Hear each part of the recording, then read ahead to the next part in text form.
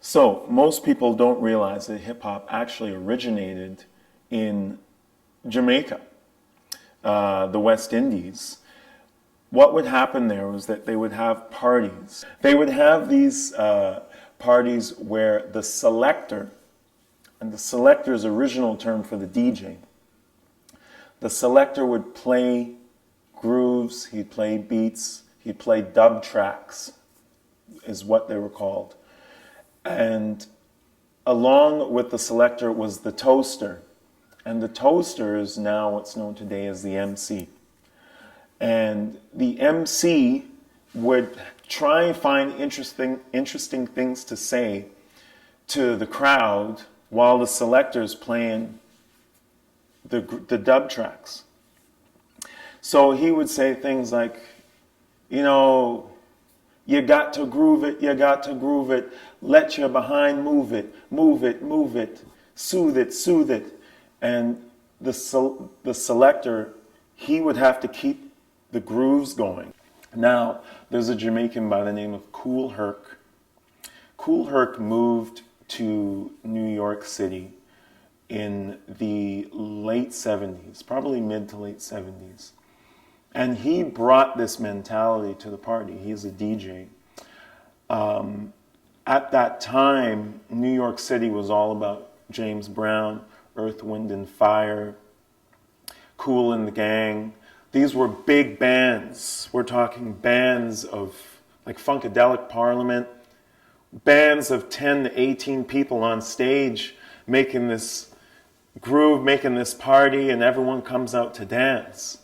But what had happened by the end of the disco era in the mid to late 70s was that a lot of promoters couldn't afford an 18-piece band anymore. But they could afford the record of those bands. So what eventually happened was these club owners and these promoters were like, you know what, we love that James Brown song. We love that Earth, Wind and Fire song. Let's get a DJ to play it at the party instead of trying to have all these people come and play it, because these guys can't be everywhere at once anyway. So the DJ had really originated out of this disco thing and this funk thing, and people wanted to dance to this stuff. Now, half of those songs were instrumental songs. Not all of them were had vocals on them. And the ones that did have vocals on them, in the beginning of the track, you'd have about 8 bars of just music. And then the band would get started. So Kool Herc and another DJ by the name of Grandmaster Flash came up with this idea to play the instrumental parts of these funk songs so their toaster could say things to the audience to get them out of their seats, to get them on the dance floor. But now this toasting thing, New York didn't like to toast. They didn't like that word. They liked MC a lot better. Master of ceremonies. He's the MC. He's the host with the most. He's the man on the mic. You know, he had so many terms, but MC was the one that actually stuck. So Grandmaster Flash would loop the opening drum beats of these tracks so we can have a beat going, a consistent beat going. So then the MC will come up and go, hey, party people, what's going on? Come on the floor and let's get going till the break of dawn. You know, it's something, anything that's to keep a rhyme in. And people would be intrigued by these rhyming schemes that are coming up, and they want to hear that more than the song all of a sudden. It's all about, no, get on the mic and do more of that. I'm really loving that. That's very cool. So there was a radio station in New York City. It was one of the only black radio stations. And they were always in touch with these parties. Half of the time there were block parties. They were happening outside, outdoors. You get the community to come out. And what was happening was that there was a lineup now of people who wanted to try this rhyme stuff before the tracks got started. And everyone would take a turn going, now I got something to say, people, you know, don't be sitting there like stack of hay, and everything.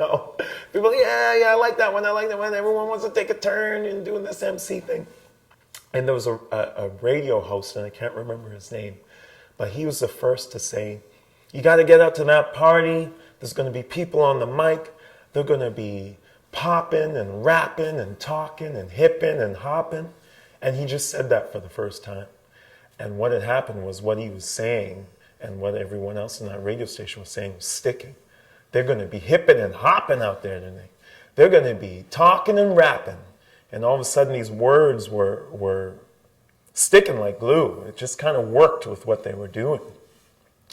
And then came the first recorded hit, which is the Sugar Hill Gang, Rapper's Delight.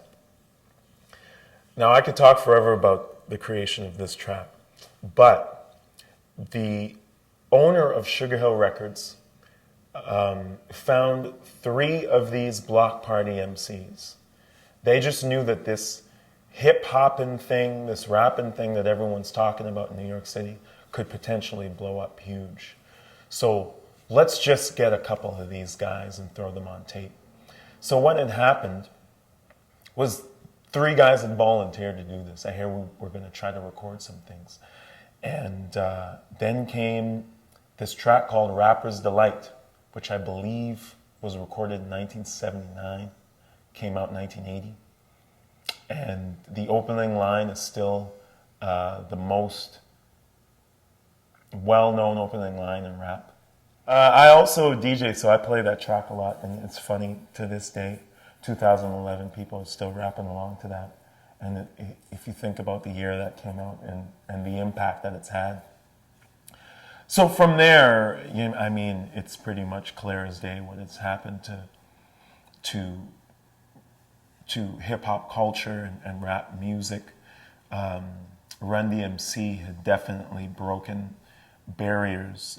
And when they did that, it bridged the gap from black urban music and rock music. And I think Boston was the first to play that. Now, Boston was known to be quite a racial city at that time. There was a lot of racial tension in Boston in the early 80s.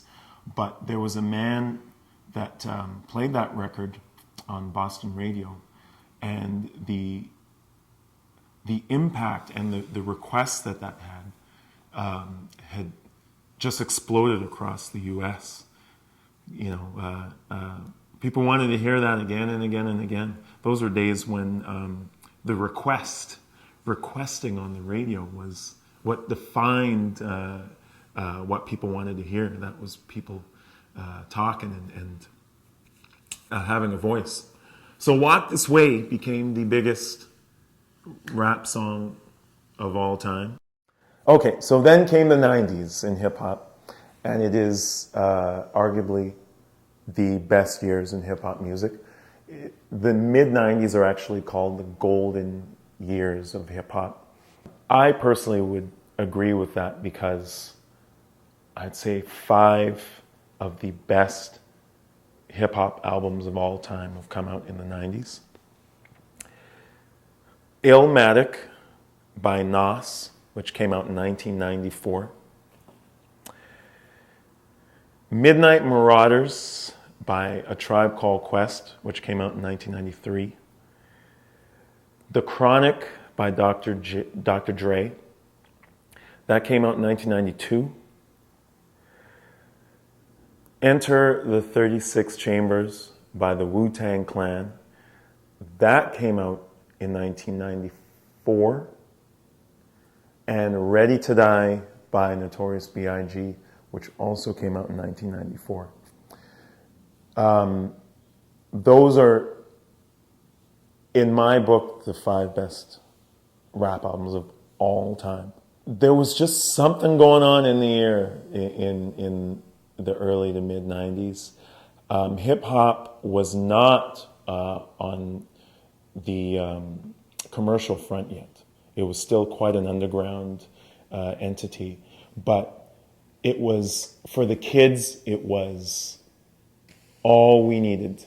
It was all we needed. It was a perfect rebellion to our parents. It was what Elvis was in the 50s, and what Led Zeppelin and the Rolling Stones were in the 70s. It was, the music your mother loved to hate. Well, as far as my vision with Grand Analog, I realize I'm in a very unique position. I'm a West Indian that grew up in Winnipeg, Manitoba, in the prairies, that's currently living in Toronto and expressing myself and who I am and who I was and who I intend to be. And when you have the who you are and who you were all kind of come in together, that's where that uniqueness comes in. So, my dad being a reggae DJ, that has quite an influence on our music. And growing up in the prairies where singer-songwriters were pretty much the majority, I've learned a lot from that. I was a part of that scene. I was part of the punk scene in Winnipeg and the folk scene in Winnipeg. And to have an open mind, which I think Canadians do, is also a virtue for me. So, having said all that, how does that make my hip-hop sound? I'm very fortunate that I've had so many different angles come to me in my life. And all any artist could hope for is that it comes across in a way that influences other people or affects people. You just want people to enjoy it. You want people to just come out and dance, feel the music. Because this is what I do.